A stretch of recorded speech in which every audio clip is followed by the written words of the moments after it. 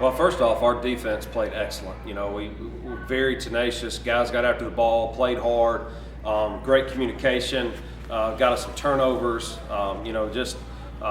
Was very, very pleased with how well we played, especially up front on the defense side of the ball. The big thing was, first home game with the COVID regulations. How was that going to look at Catholic with our place? And our administration did an amazing job. Our AD, Coach Daniel Barris, and our president, Jessica Stanza, and our principal, Eileen Aaron, did an amazing job of setting the rules and regulations, making sure that people followed it. We were spaced out, people were wearing masks. There was as big of a crowd as we could have handled, and it was a great atmosphere considering the capacity limit that we were at. And so just very, very appreciative of everybody that came out and that were supportive and that were yelling and that were loud, and I thought that was outstanding. Thank you if you were there. Several people tuned in on the NFHS network and on radio, so thank you again, Night Nation family. That was incredible last week, and our guys felt it. It was the biggest thing they said, was knowing the confidence of being back at home. And we had a 23-game win streak on the line for home wins, and so our guys take a lot of pride when we run outside of that helmet here at Montgomery Catholic, and very pleased at how we played there. Offensively, we had spurts of doing really, really well. So the biggest thing we've got to continue to do offensively is build some consistency.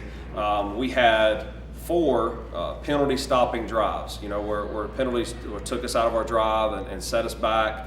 And so we've got to be able to clean those up. We've got to get better in the offensive game as far as the big penalties that have stopped us. So in the last 2 football games, we've had 3 touchdowns called back from penalties. And include our JV game, there's 6 in the last 4 football games, if you add those. And so a lot of that's got to improve. We got to get better at being smarter at what we're doing, and how we're blocking in the back. And we've had blocking the backs, holds, and blocking behind the ball. So a lot of that we got to get better at. Some of that is our youth, and guys just got to get used to playing that a little bit better on that side of the ball. Jeremiah Cobb had a huge night, 157 yards rushing.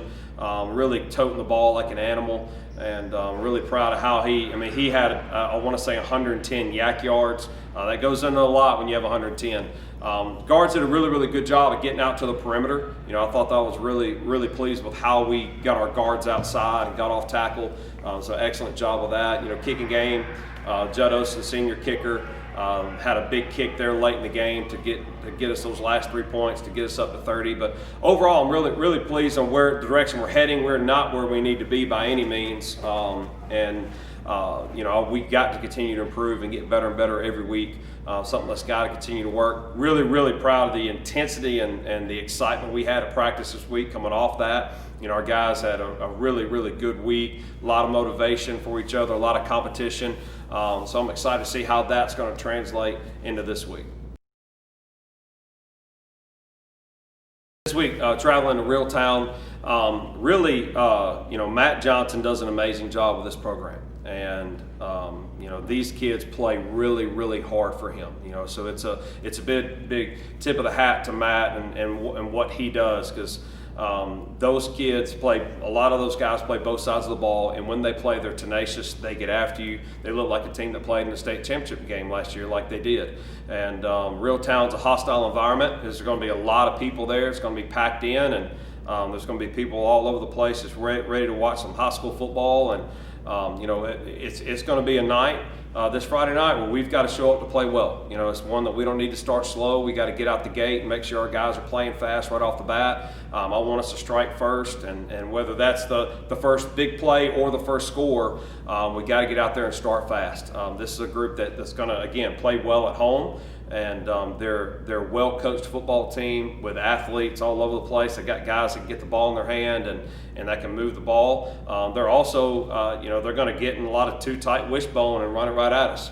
And so there's going to be a lot of different situations Friday night where adversity is going to play a key, that we're going to have to make sure that we're following our keys and doing our responsibilities really well. We cannot let the emotions of a football game get us into what we've got to do and where we're going on Friday night. We've got to kick really well. Really need to kick well. In all phases of the kicking game, we need to win that attribute this week. You know, we spent a lot of time in the kicking game this week because we feel like that's a big part of this one. We need to be able to make up some ground in that. Offensively, we did an excellent job last week with no turnovers. I think that was the best thing about Friday night against DADEVILLE was that we didn't put the ball on the ground. And so we want to continue to make that goal right. We were, however, lacking in big plays. So, you know, we want to get the ball back in. We want to be a little bit more aggressive because we need those big plays to get back at it. But at the same time, we want to make sure we continue to do a great job of protecting the football. We're getting a couple guys back that have been hurt the last couple of weeks. So we're really excited to get 2 more guys back on the field. And one of them is a senior that hasn't gotten to play yet. So we're really excited about that. We're on our way to almost being 100% healthy. I'm looking forward to getting to that spot. Not fully 100% yet, but we are going to be welcoming some new guys back this week. It's going to be very, very important that we control the line of scrimmage on both sides. Both sides. Offense and defense have to control the line of scrimmage this week, and the team that makes the big plays in this game is going to come out on top. But it's region week 2. This is the most important game of the year because it's region game 2.